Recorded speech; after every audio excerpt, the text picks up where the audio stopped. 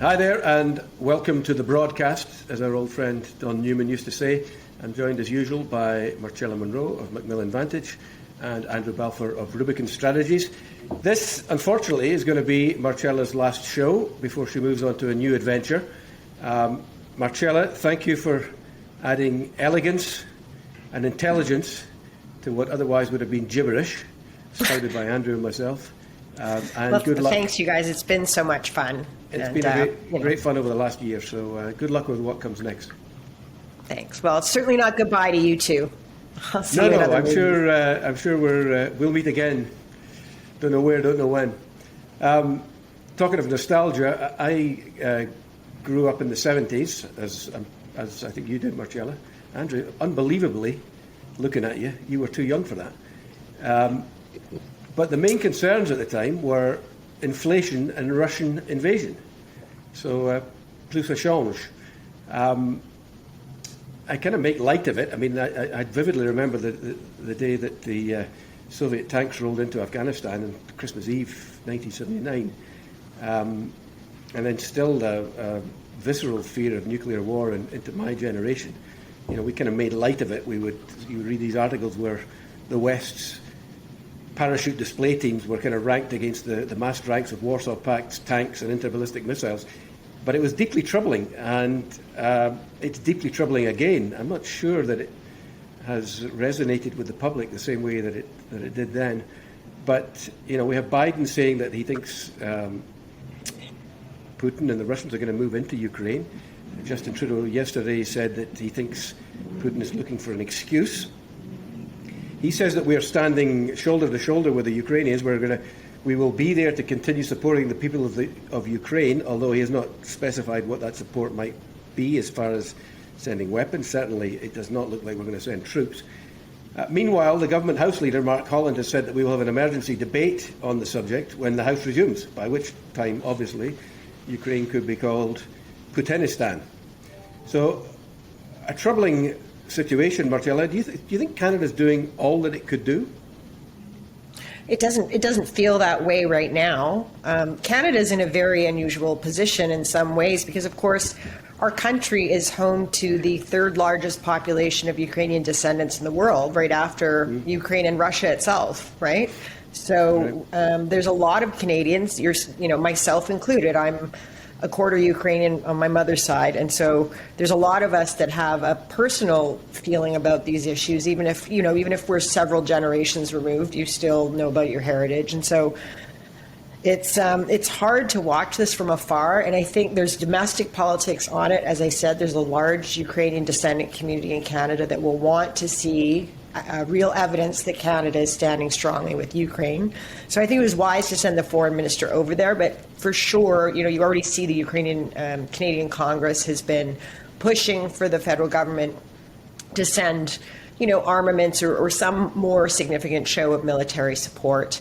But I think we're also in a real dilemma here, right? Because a lot of what's going on here is that Putin is doing this for his internal domestic needs. Most Russians, even the ones that aren't super nationalist, think of Ukraine, and this has been a problem for hundreds of years, as just an extension and don't understand. So when they see a country like Ukraine that basically has had a pretty, much more open, democratic society for the last few years, been doing well economically, and Putin continues to say he needs this kind of strict authoritarian measures to run the country, he's kind of got to make a case that Ukraine, needs him to help fix it, because otherwise it weakens his own position internally. So it's a very complicated issue for sure. Yeah. Andrew, I was writing this week about expressing the feelings of senior soldiers and retired generals that I've spoken to. And they maintain that the public is not really interested in national security, and because it doesn't shift votes, neither is the government, except when we're at war.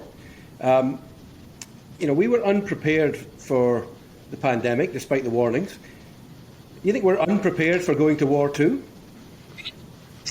I think that if you look at it from the perspective of what you're saying, the people in the forces seem to certainly believe that we aren't prepared for things, that we don't spend enough money on,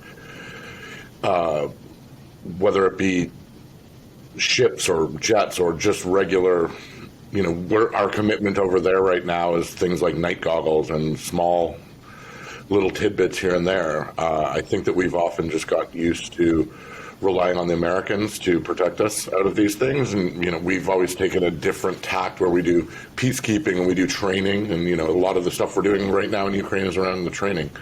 I don't know the sector well enough to say whether we do or we don't, but I mean, we used to get chided by Trump about not meeting our NATO commitment. So, if that's a metric that you use to look at this, then maybe we should be doing more to support the forces. I mean, on that front, to be fair to the government, the share of GDP devoted to defence spending has increased, I think, from 1.1% when the Liberals came in to 1.4% in 2020. That's around $23 billion. So it's not as if the Liberals have starved the military with cash, although arguably that's not enough. What I think is fair, though, is that the government hasn't provided any direction. Even in the Strong, Secure and Engaged document in 2017, we're still doing all things for all people. It's money spread very thinly. We have 540 troops in Latvia. We have 200 in Ukraine. Nobody's satisfied with what we're doing, particularly anywhere. And as it was expressed to me by some people who know the sector far better than I do, we should be specialising in something. And it seems obvious, given the context, that something we should be specialising is protecting our own north, where we have signed a deal with the Americans that we're going to upgrade this northwest radar system, although there's been no money allocated to it. We've been dithering on the subject of drones, which would seem to be a very good thing to patrol our vast north. We've been dithering on that for 15 years. I remember writing about it 15 years ago. And, I think if Canada was to do more, it's probably not sending more soldiers to Europe. It is shoring up the northern expanse of our continent, something the Americans would be very grateful for, I would expect. Well, NORAD modernization would be done in partnership with the Americans, and I would bet that if the Russians do attack Ukraine and we get onto a footing like that, that the speed at which NORAD modernization will move will get moving very quickly. Well, and I think that's a real challenge, right? Because what's at stake here, and so what the badminton ball is that's being tossed around is that the Russians are claiming that we're on some rapid track to allow Ukraine to join NATO. Most experts say that's not likely for even another 10 years. There's NATO countries like Hungary, for example, that aren't keen to do that anyway. And so it's kind of a red herring. But on the other hand, Russia's in a much more powerful economic position because when they tried this stunt in 2014, 2015, Europe wasn't as needy for their energy resources as they are right now in the middle of winter. Yeah. And so you've got France and Germany who are kind of giving a side eye to the idea that we'd introduce economic sanctions because they don't want to turn off natural gas supplies. So all that being said, I mean, Canada, to your point about NORAD and what Russia will look to next if this incursion is somehow not pushed back, it does behoove Canada, I think, to be a little bit more participatory in what's going on in Ukraine. Yeah. And to your point, it staggers me that the Germans turned off their nuclear power stations and made themselves even more beholden to Putin to get natural gas through this new pipeline. Anyway, let's move on to the other spectre stock in the land from the 70s, inflation. I mean, it's clear this is an international phenomenon that the US saw inflation rise by 7% in December.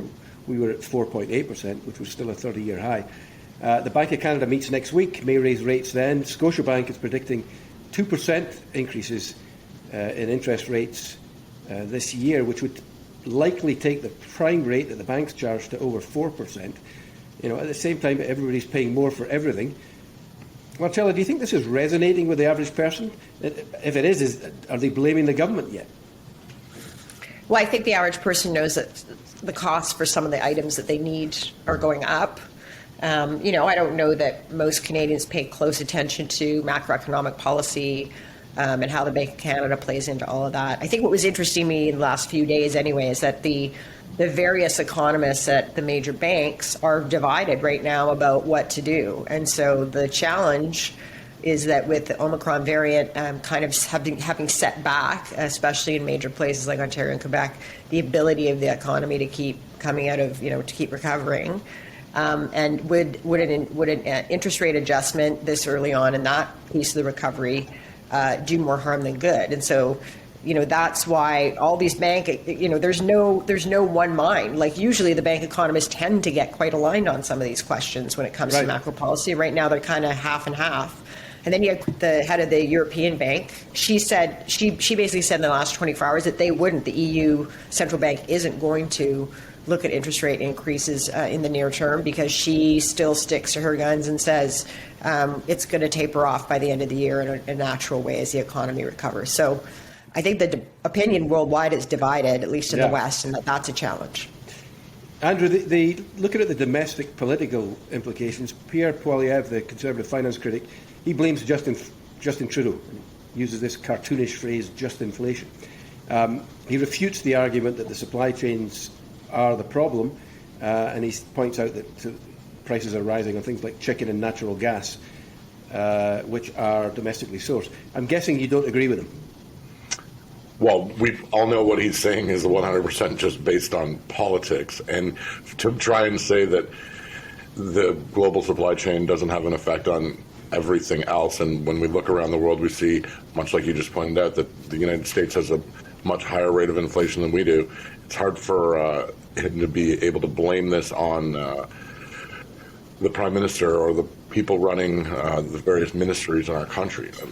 I would think also that given that the Bank of Canada is, its own standalone institution, and one of its primary jobs is to monitor inflation and control it, that next week when they meet, that it'll most likely be a rate increase. It would be, but it would probably only be a quarter. And then we'll see every time they meet. They might do it a quarter here and there. And then, so if that does control inflation, then does Pierre Poilievre have to blame himself at this point in time? Well, I think clearly you're right. What he's saying is political, and clearly when you're talking about chicken prices rising, it must have be somehow related to the supply management cartel. Natural gas prices rose considerably because we had a cold weather snap in Alberta. Baked goods rose because we had a drought in the prairies last summer. But one thing I think he actually has a point. And there are people talking about the effects of climate change on this problem as well. So that's it's a real thing. We should ask Pierre and his colleagues if climate change is real. We can do that. Well, but here's somewhere. Also, do they not like rising natural gas and oil prices? Because I feel like a lot of their base in Alberta thinks it's wonderful. Now we've put the boots to Pierre. Let me defend him to this extent.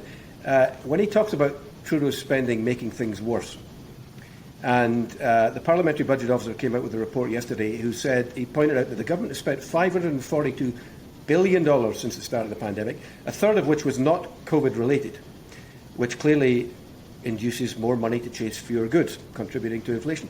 Now, Yves Giraud said that there is no need for more stimulus spending, even though the government has signalled that it will let the taps gush in its budget again, because it's got $50 billion of election commitments still to honour. The only thing, I guess, that might constrain the Prime Minister is that doing so would potentially violate his only fiscal anchor, which is the debt to GDP ratio, which he said will go down, and that amount of spending would probably send it upwards. But there have been no consequences to this government breaking its fiscal promises, and I think, like the military, people just don't care until at some point they do. Andrew? Well, I'm just shocked that you even admit that this government has a fiscal anchor. No, and that's true, that we are tied to debt to GDP, and I think that that's the most reasonable thing to be looking at, particularly in a time like this.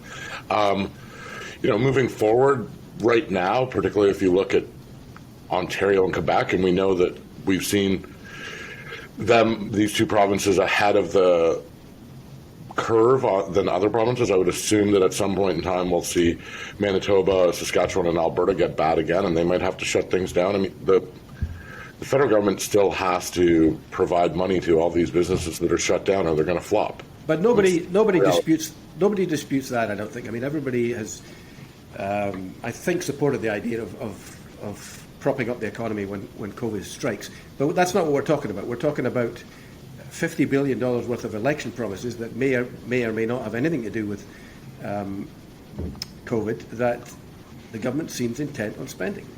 Marcella? I haven't pulled apart those numbers, obviously. So, how much of that, I guess I would ask the question is, the billions of dollars we're going to have to spend on upgrading some very serious infrastructure in this country. The calls for people, provincial governments as well as people in the energy field to make sure that our east-west electricity grid is strengthened and is actually maintained. These are things that are very serious that the government needs to pay for.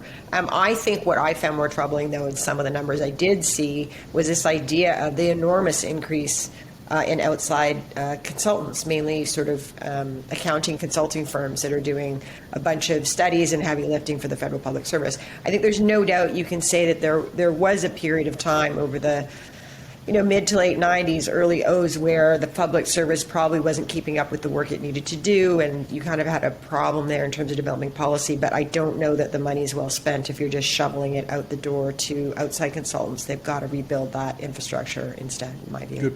Good point.